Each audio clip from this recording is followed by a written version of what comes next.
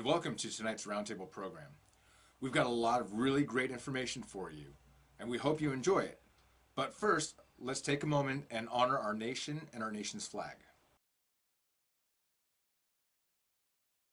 I pledge allegiance to the flag of the United States of America and to the republic for which it stands, one nation, under God, indivisible, with liberty and justice for all.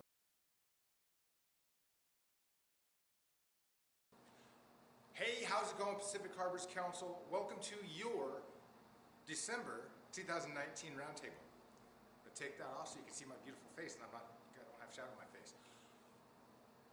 I want to first off start off by saying happy holidays. I hope you had a wonderful Thanksgiving, and I hope you are having a joyful and blessed holiday season so far. We're going to keep this virtual piece short. If you're in one of the live roundtable settings right now, your district roundtable commissioner actually is set up or is setting up for a holiday theme gathering something. Okay, so we're actually going to try and keep this piece condensed for you. Big rock topic we got for you is the state of the council. Ralph Volker and I sat down and we talked about how the council did over this past year, 2019. We've sent a ton of scouts to camp. We've logged a ton of service hours, done a lot of really great things. We've got a ton of Eagle Scouts. So I'm looking forward to having you guys watch that. But first, a couple administrative notes. Number one, unit commissioners. If you don't know what that is, talk to your roundtable commissioner, talk to your district executive, talk to your council and your district staff. We are actively in this council hurting very badly for unit commissioners. What a unit commissioner is, you are essentially the friend to the unit. So the two units that I commission, on top of being the roundtable guy, I go in every month or two at most, I try, and I say, hi, how are you doing? What can I help you with? I track their leaders training, track their JTE scores, just be an all-around friend to them. If they have any questions or problems, Rick, how should I deal with this? They call me. You as a unit commissioner, you are a friend of the unit. You're a friend of that pack, that troop, that crew, that ship, that post, that whatever that you are working with. But we need unit commissioners. Your council commissioner team, that includes Rich Waterman, your council commissioner, that includes Kim Peterson, Bob Hubenthal, your two district commissioners, all of the assistant council commissioners, your assistant district commissioners, your unit commissioners. We're all having a party. That is next Tuesday, the 17th at 6 o'clock, right in the Tacoma office. It's going to be a potluck. If you're thinking about being a commissioner, if you are a commissioner, come on out, come get some fellowship. You do not have to wear your field uniform, wear your ugly sweater. It'll be a lot of fun. Okay, so if you're interested in doing that, come on down. If you have questions, reach out to your unit commissioner, your district executive, and they will be able to help you get plugged in to being a commissioner. Another thing, recharter.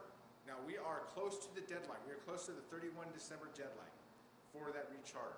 So, and there's I understand that with the national fee increases that were announced at the end of October, that threw a big monkey wrench into a lot of our processes. I understand that. But right now, your unit commissioners should be reaching out to the units and finding out how they're doing on recharter. If you don't have a unit commissioner, if you haven't had contact with your unit commissioner about recharter or Journey to Excellence, reach out. Reach out to your district executive, find out how things are going, okay? We want to make sure we're doing this right, we're doing this quickly. 31 December, remember, is the deadline to recharter. So we got that. The Growing Leaders Fund. I don't know how much money is left in that fund. I'm sorry, I just don't. But you can still put in your youth, your scouts, for that fund to help with scholarships, to help with your recharter fees.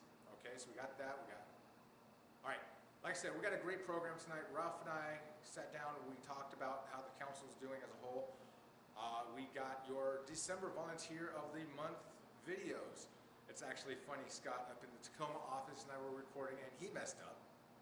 And he asked me if I was going to edit the mess ups out, and I said no.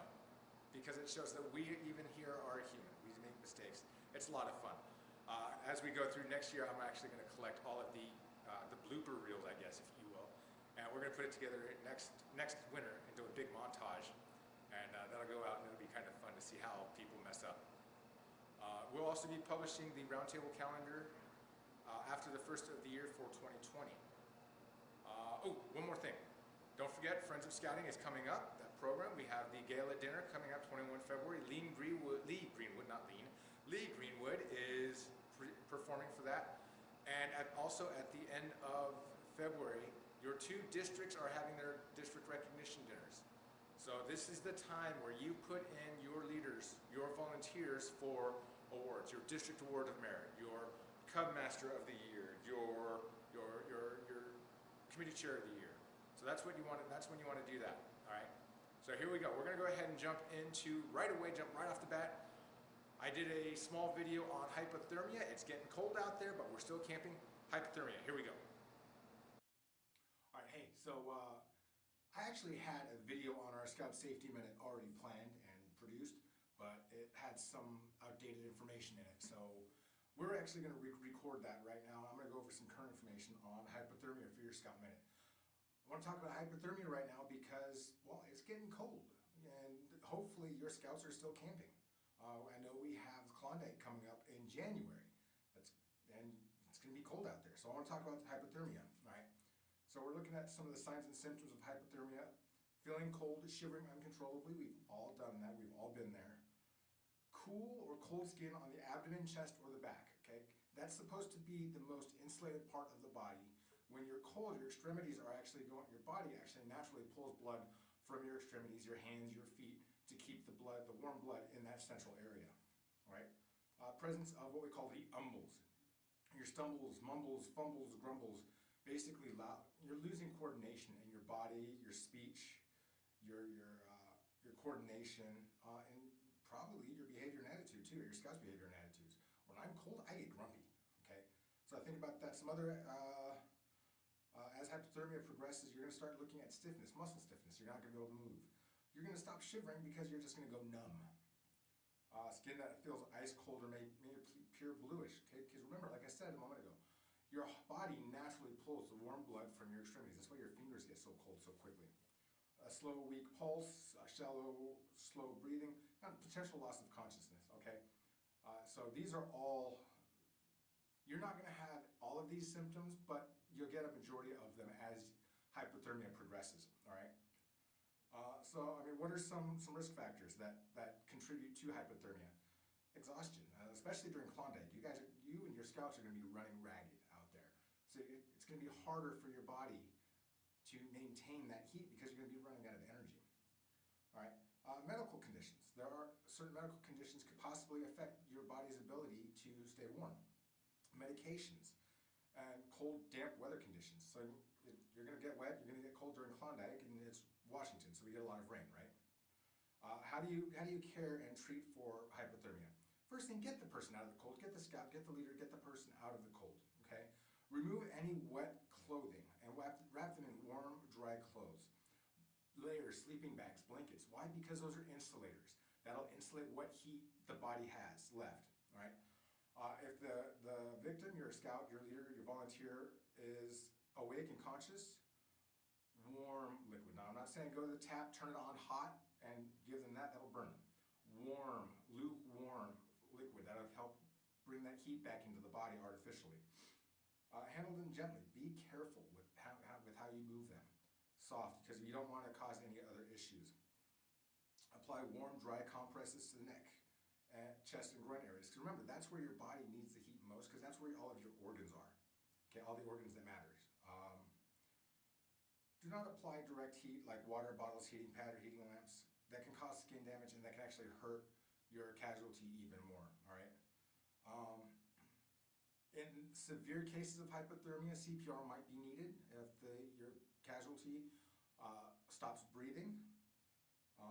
And in the event of a really bad emergency, call 911 and get professionals out there who can actually have the equipment to help facilitate in a safe manner rewarming your casualty. They can give them warm IV fluids and warm the body that way, all right? Some other things to kind of prevent it. Limit your time exposure outside and to the cold. All right. Dress appropriately. You know you got Klondike. You know you're going to Klondike. So make sure your scouts, make sure your leaders have appropriate weather and attire. Cold, nice, big, heavy jackets, boots, pants, undergarments, all things like that. All right. Stay hydrated. Hydration, because your blood, the fluid will help keep everything running and lubricated properly. All right.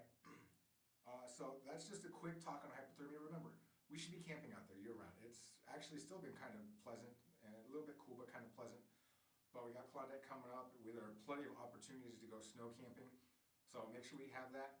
This is your December Scout Safety Minute. Keep on scouting. Okay, hypothermia, it's not the only cold weather injury that you can have out there, but it's something to be cognizant of. If you're camping, we have Klondike coming up next month, so you're going to be camping outside. I hope you're camping outside, even though it's cold. Your scouts are camping. Just something to keep cognizant of, okay? So we're going to jump in from hypothermia. We're going straight into volunteer recognition. Here you go. All right. Hey, good evening, everyone. It's Andrew Garotti, your district executive out here in Olympic District. I would like to announce with so much gratitude and pride that our Volunteer of the Month is Mrs. Diana Stokes. So Mrs. Stokes has done a lot of great things. She wears a couple of hats. In my short time here, I've witnessed her contributions. I've seen her at various events. She does stuff at the unit level, and I've seen her do stuff here with us here at the district level. So she does so much for scouting. We're proud to announce her as the Volunteer of the Month. So Diana Stokes, please send her a note, congratulate her, as she is earning this well-deserved recognition for all the hard work and contributions she does to the scouting program. Thank you. Awesome. Welcome everyone to this month's Roundtable. A lot of great things have happened in November and a lot of great things planned for November. I know everyone's out there working really hard. Great things planned for December. What's that? You said great things planned for November. We're in December now. And I know everyone has great things planned for December. A lot of amazing things going on with your units. Some great things coming up at the district and council level. I just wanted to take a minute and recognize a very special volunteer in our council and specifically our district. This lady comes out and volunteers her time above and beyond what a lot of volunteers do, and she's very passionate about the program and the role that she's taken on. So for December 2019's Volunteer of the Month, we've chosen Linda Watkins as our Volunteer of the Month. You may know her as the council popcorn colonel. She was here helping us distribute the popcorn. And she has a great passion and love for scouting. We really appreciate her. And thank you, Linda, so much for all of your hard work that you do on behalf of the council and the district and the Boy Scouts of America. And we really appreciate it. And we'll see you next month. All right, fantastic job. Just because these two individuals were selected as Volunteer of the Month by your district executives doesn't mean that we do not value all of the contributions you guys make. Every single one of our volunteers, from the highest district, our council president, down to the Tiger levels and Lion leaders, you guys are all doing amazing things with our programs, and we do appreciate it. I don't say that enough, and I know the rest of our council and district volunteers do not say that enough, so we do appreciate that. All right, moving forward, we're going to actually jump into our big rock topic. Here's Ralph, and we're talking about the health of and status of the council this last year. Here we go. Hey guys, I'm sitting here right now with Ralph Volker. He's our scout executive. What that means is he is the senior, highest ranking professional member of our team that we have in Pacific Harbors Council. And Ralph and I are sitting now. We're actually going to talk about how the council has done over this last year. We've had a lot of amazing things happen. Actually, yeah. So let's go ahead and get started. Where do you want to start, Ralph? You know, I'll tell you what, this is the year that we rolled out the girls in both Cub Scouting and in Scouts BSA. All right, so we rolled out the girls in Cub Scouting a year ago, but we've continued it this year. And in February, we had the girls in Scouts BSA. We've already got 22 troops formed, and those 22 troops are doing pretty darn well. and we're real proud of them. 21 of those troops are being coordinated with the help of a boys troop, Okay. and one of them stands alone. And One there's- standalone troop. and there's a group of boys that are interested in joining them and letting them sponsor a boys troop. That's amazing. To be with them. So we're real proud of what's happened there. We have 11 girls who are on track to become Eagle Scouts in that first class of Eagle Scouts, and it's going really, really well. The other thing we're real proud of is that we were able to come up with about $45,000 that we've placed into the Growing Leaders Fund for our council. So what that means is that if your unit has somebody in it that's struggling to pay the membership fee, that there is the potential there to get scholarship money to make it so that you can help them with that fee. And in fact, we've already awarded out something like about $7,000 from that fund, and so that continues to be of help. And so if you need help with that, go online and apply for it and take a look at the rules. And one of the things that we really wanted to do is that I don't know these families, but you as a unit leader may, Right. and we wanted to give you the approval process. So when you look in it, if you approve them, we're going to send it. Now, when we run out of $45,000, we'll have to look at something else. But until then, we're not close. Right. We've still got some room to grow. Now remember, your unit leader, your Cub Master, Scout Master, has to be the one to put those scouts in for that. I can't go in and put my own kids in for the Growing Leaders Fund. That's correct. And so if you're a family looking to get into that, talk to your Scoutmaster or Cub Master or Venture Crew advisor and tell them, hey, we need some help, and we want to go in there. And that way we work directly with the unit leader about the registration fees, Okay. and we send we send the fees directly to National. The other part of this that's a little unusual is that we want you to pay us directly instead of paying online, because if you pay online, you're going to have to pay the full fee. I would much rather you pay us what you owe us, and that we add in the monies that go in to make it work that way. And so it makes it a little bit easier. We don't have to write so many checks that way. Okay. All right. Eagle Scouts. I know with the LDS Church, we're getting a lot of Eagles coming in. I was sitting on a commissioners meeting a couple weeks ago, and we were talking about there are 3 more Eagles that we're tracking at the council commissioners level already for the LDS. I think it's going to be a banner year for Eagle Scouts because of that. And we always have about 200 to 250 Eagle Scouts. This year we're going to surpass the 250 number. And we're hearing about a lot of young people out there that are trying to finish it up before the end of the year. And so we're pretty excited about the number of Eagle Scouts this year. Yeah, and if I recall, I remember hearing a rumor that we're among the top councils for per capita for Eagle Scouts. Is that true? No, the one that we're in the top per capita is how many girls troops we have, Okay.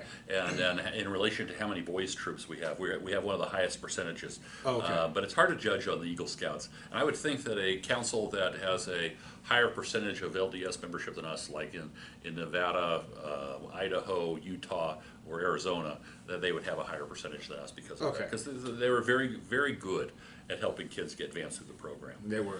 Yeah, what I can also say though is that we had a good year for summer camp. Our camping attendance was up over previous years for resident camp, and we've been tracking the number of kids that go to out of council places, and it wasn't as high as the years before, but we're also finding that a lot of the LDS units weren't attending camp last year. So if we just look at the community units, it's a significant higher number. Good. Well, we want our scouts camping. They need to be out there camping, getting dirty. And I just can't imagine being a Boy Scout, or, excuse me, a Scouts BSA kid and not going to camp. Right. And I know it impacted my life in an amazing way. My first camp was Camp Frederick, based out of San Antonio, Texas, on the Bear Creek Scout Reservation. And so I remember it like it was yesterday. I was 11 years old. So nice. Kids need to go to camp. So. And I know they're working on a lot of improvements down at Thunderbird too. I see on the calendar work parties every month going down there. It's pretty exciting, some things that are happening right now. Well, one of the things that we did was we've replaced a structure that's just next to Dale O, and that structure is the generator shack. This weekend is getting siding put on it and getting hopefully finished up. It's pretty nice. That building was falling apart, and we had an incident at camp that made it so it was even worse. And so Matthew Cameron is doing amazing work there. The second thing that's happening this week, we have about 12 volunteers coming down. We finally got our permit to put the HVAC in at Dale O. The materials have been sitting on site for about 2 months, 3 months now, something like that. And we finally got the permit. It required about a 75-page environmental study that we finally got done. And so we now have the permit to install that. We have about 12 volunteers coming this weekend to hopefully get it done. But, you know, we don't know what we're going to face, and so I'll be out there with them. John Geyer has been leading that team. So, John, thank you for all you're doing to make that happen. It was pretty special. We have another project that we're just now waiting on the contractor to start, and that's the remodel of one of the bunkhouses. We've already done the demolition on it. Now we're just waiting for some of the materials to arrive. Sierra Pacific Corporation has agreed to give us the lumber that we need for the framing, and then also all of the windows. And so they've donated that, and then we've had a donation of about $30,000 in cash, and we've also got 2 other donations that are working into it as well. So we're getting very close. We still need to raise about $10,000 to finish up that project, and hopefully that'll be happening soon, but it's kind of exciting. And then the other big thing for Thunderbird is that we're in the process of beginning the process of a capital campaign. And the first thing we do in that process is get some stuff to get ready. So the first thing was a wetland study. We've now gotten that back from the engineers that did it. And we see where the wetlands are at camp and where we have to mitigate, or where we can build things and where we might have to mitigate the wetlands if we need to construct something. For example, the dining hall that we currently have is sitting in the middle of the setback, and so it's 165 foot from the wetland is the setback, and we're within it. And so if we want to build something there, we have to come either further away from there, which will put it back where the parking area is currently for the dining hall, or we have to mitigate it by trading some other land. So we're going to be working on that. It's going to take us a couple years to finish that part of it, but in the meantime, we're also doing a couple of other things. Now, we've got a very generous donation from Bob Ubina, who's helping us with the septic plans. And so we're right in the middle of building all the septic, developing all the septic plans to make it so that we have an idea of what it's going to cost. And a significant portion of what we have to do at Camp Thunderbird is put in the correct septic, the correct water lines. I was astounded to find out that on a typical weekend at Camp Thunderbird, we use 29,000 gallons of water. And so if we add a lot more flush toilets, then we're going to find that we're going to need even more capacity, and we may have to expand the capacity of our current water systems in order to accommodate that. I'm going to look at the board here a couple of things, because the next step will be over the next 2 months, we're going to be doing a capital campaign study. And this is where we go out to the donors in the community and we say, you know, do you think the Boy Scouts are going to be able to raise this much money? And they will tell us whether we can or not. And so we're going to try and do a few things for Camp Thunderbird. Camp Thunderbird, right here, if you take a look at it, is this kind of this L that I'm running my hand across right here. And here's Dale O, here's the dining hall, here's the point off the highway where we have the sign that says Camp Cleveland on it, and then here are the buildings that we use for the Rangers shop yard. Here's the Rangers house, here's Camp Akela. And we're going to be taking a look at trying to do a few things. We want to try and increase our capacity at the dining hall and improve our kitchen significantly. And that may be either done on-site here or with the potential that we build in a different location so we don't have 6 months to 8 months where we have no dining hall at camp whatsoever. We want to remodel all the bunkhouses. We want to build 3 shower houses, 2 of them in the Camp Thunderbird camping area, and 1 of them over here in Camp Akela, and I'll get back to why that over here. But 1 of them would go in the current location of that the current shower house is in, and another one would be within, there's 1 little limb of area here where we're not in the wetland setback, and we would go into that area.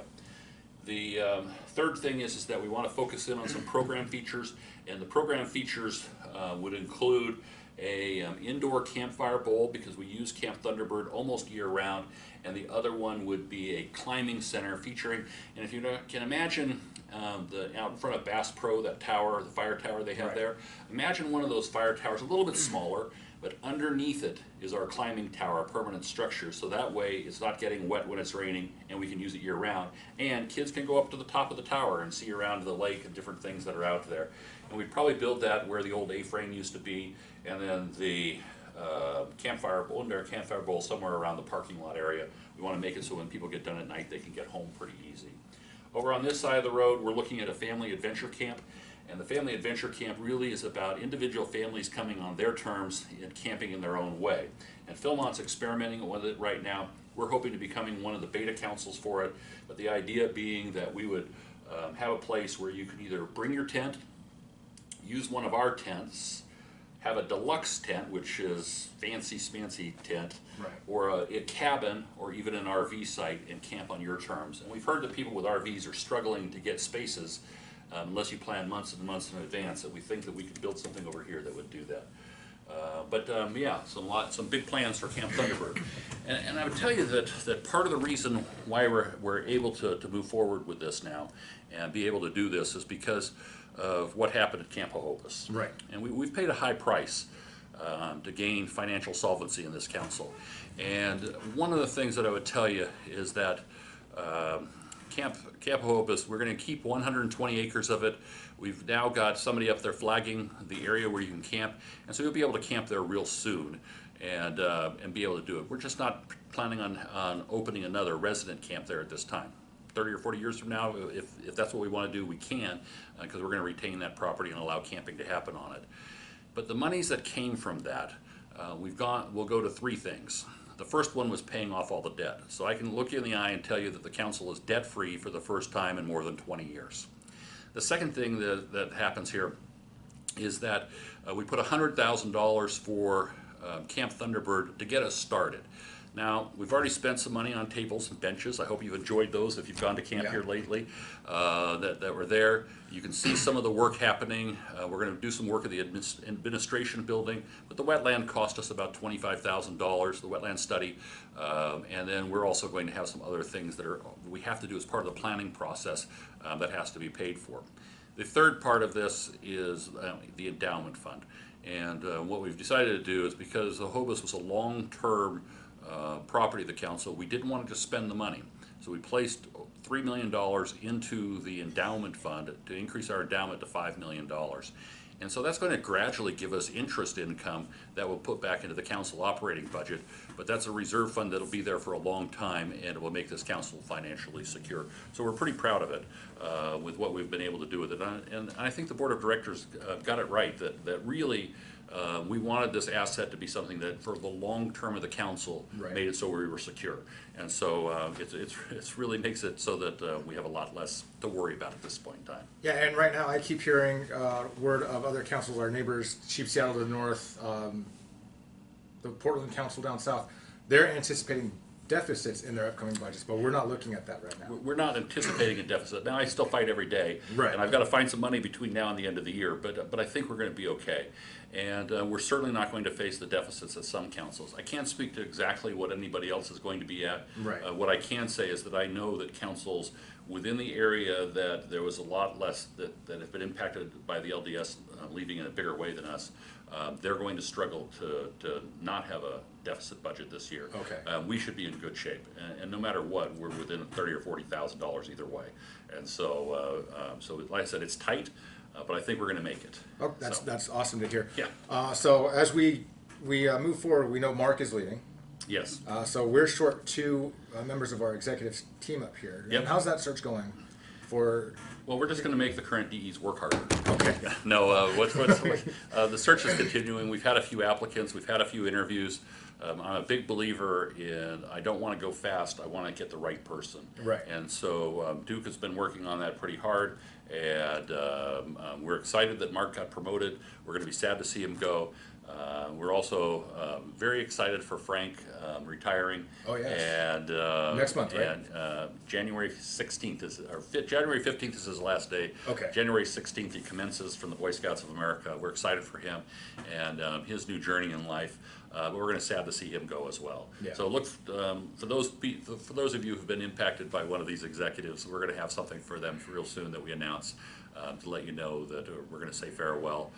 They've done a lot of work for us, and they've impacted a lot of lives, so we want to make sure they're recognized in a very positive way. But we're going to find some people, and we're hoping to get them hired in the next 30 to 60 days. But if we don't have the right candidate, we'll continue to look until we do. Right. In the meantime, hey, keep you getting those recharters in. Because it's important that our executives need those, that way they can do their jobs. Right, 64 out of 200 have already submitted, so there's a long ways to go. We've got 140 out, or 136 left to do, and so we've got a lot of charters out, and every charter in means one less that is out. Right. And that's how we know we're done, is when all those are in. So. Ralph, we're in the holiday season right now. We've got Christmas coming up, Hanukkah, Kwanzaa. What would you say to the scouts and scouters as we start our celebrations? You know, I'm a man of faith. I believe that the spirit of scouting moves us in different ways. And in my scouting history, I've had the good fortune to be surrounded by men and women of all sorts of faiths. And no matter how you're celebrating the season, I wish you the best, and I hope you have the wonderful holiday season, and that you continue to help young people find their way to the Scout Oath and Law. Because I think, as a man of God, that I believe that He touches us in a way to make it so that we can help children find a pathway to be great human beings, and scouting is one of those pathways. Awesome, thank you. Do you have anything else to add? Any words of wisdom for your council? No more words of wisdom, but I thank you for giving me this opportunity, and hey, good luck on all your roundtables. Appreciate it. Thank you very much. We appreciate the support. We'll see you soon. Hey, we'll see you soon. Take care. Hey, Pacific Harbors Council, it's Mark Woodman, Senior District Executive for the Olympic District. And I'm coming to you at the December roundtable, and this is my last roundtable with Pacific Harbors Council. Many of you know that I've accepted a position with the Mount Diablo Silverado Council in Northern California, and I will be reporting there right after Christmas. So I just want to tell you that I have had some of the most wonderful 7 years here as a professional with this council. And I want to thank all of you for making it just so great for me to be here with you and to serve with you. And many of you probably don't know that this is the only council I have ever scouted in my entire life. I was a Tiger Cub in this council, and I earned my Eagle in this council out of a troop in Puyallup, Washington. And I am proud of the Pacific Harbors Council. I am proud of what we have done and the future of this council. And scouting is strong in Pacific Harbors Council in Western Washington. And I am proud to have served with you all to make it that way. So thank you all so much. I won't be a stranger. I still have lots of family here in this area. So this won't be the last time you see me. So thank you very much again, and have a good night. All right, hey, so that was a farewell video from our very good friend, Mark Woodman. From the bottom of my heart, and I know I speak on behalf of everybody in the council, Mark, thank you for being an amazing friend, being an amazing colleague, and for everything you've done for our programs. We hope and wish the best for you in your new adventure, and we look forward to hearing about your successes down in California. If you want to say goodbye to Mark, there is a farewell party that is Wednesday, this coming Wednesday, the 18th, from, I believe it is 4 to 6 in the Tacoma Scout office.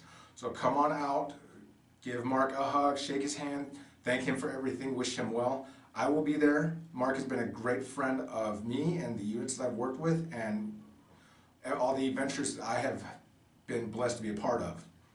So Mark, again, thank you. Come out and say goodbye to Mark on the 18th, and it's going to be a great time for him. We wish him the best.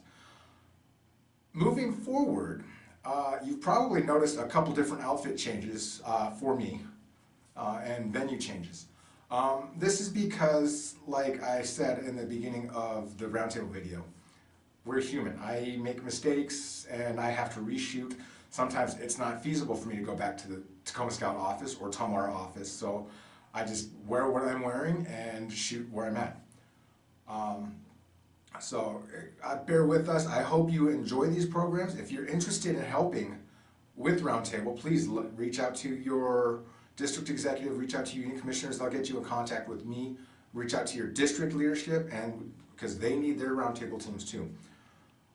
Moving on, I want to start wrapping this up. Just a reminder for you, if you're interested in being a unit commissioner, reach out to your unit leadership, reach out to your district leadership.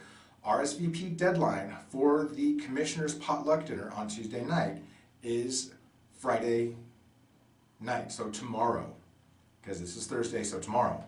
So let's get that information out. We hope we get a lot of people who are interested in this program, because your commissioner team does a really good job of facilitating and helping your units grow and thrive. Now, I had a nice long commissioner's minute planned, talking about the Scout law and being kind and how we should approach the holiday season. And then I found, as I was reading, a nice Christmas story, the Scouts Night Before Christmas, and I decided that instead of doing this other thing, and I would lighten the tone a little bit and read you a nice bedtime story before we progress. So, the Scouts Night Before Christmas. 'Twas the night before Christmas, and all through the tent, not a creature was stirring. Every one was just spent. The stockings were hung by the fire with care, in hopes that the great Cub Master soon would be there. The Scouts were all nestled all snug in their sleeping bags, while visions of foil packs danced in their heads, and Ma in her neckerchief and I in my hat had just settled in for a long winter's nap. When out on the woods there arose such a clatter, I sprang from my cot to see what was the matter. Away to the tent flap I flew like a flash, unzipped the zipper and undid the clasp. The ice on the trees and the new fallen snow made me shiver when the wind began to blow. Then what to my wondering eyes should appear? A miniature sleigh with 8 tiny reindeer, with a burly old driver so lively with luster, I knew in a moment it was the great Cub Master. More rapid than den leaders his courses they came, as he whistled and shouted and called out their names. On tigers, on wolves, on bears and weeblos on, tenderfoot, on life scouts, on ventures and eagles. To the top of the tent, to the top of the chow hall. Now dash away, dash away, dash away all. As wet clothes before the scout cabins fly, when they meet with the bottle rocket bound for the sky.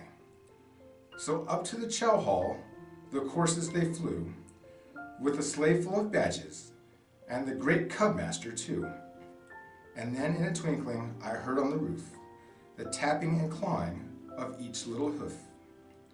As I made my way to the chow hall with nary a sound, in through the door the great Cub Master went with a bound. He was dressed all in khaki from his head to his foot, and his clothes were all ironed and neatly put. A bundle of badges he had in his pack. He looked like a hiker unrolling his knapsack. His eyes, how they glistened, his smile, it did glow. His cheeks were all rosy from the cold and the snow. His uniform demanded respect, I could see. I could hardly believe what was happening to me. A piece of beef jerky he held tight in his teeth, and the light from the fireplace encircled his head like a wreath. His Cub Master patch glowed like a star in the sky, and his pack 480 numbers soon caught my eye. He was tall and rugged, a right jolly old man. I laughed when I saw him, just because I can. A wink of his eye and a nod of his head soon led me to know that I must get back to bed. He spoke not a word, but went straight to his book and laid out all the achievements the scouts earned from all their hard work. And placing his fingers in the air as he should, he recited the scout oath as low as he could. He jumped in his sleigh, to his team gave a shout. You know, he didn't even wake one scout. But I heard him exclaim as he drove out of sight, Merry Christmas to all, and to all scouts, good night. Thank you for an amazing year of scouting. Thank you for everything you do. On behalf of your entire council team, your district teams, your commissioner team, Merry Christmas, Happy Hanukkah, Joyous Kwanzaa, Happy New Year. We'll see you next time. Keep on scouting.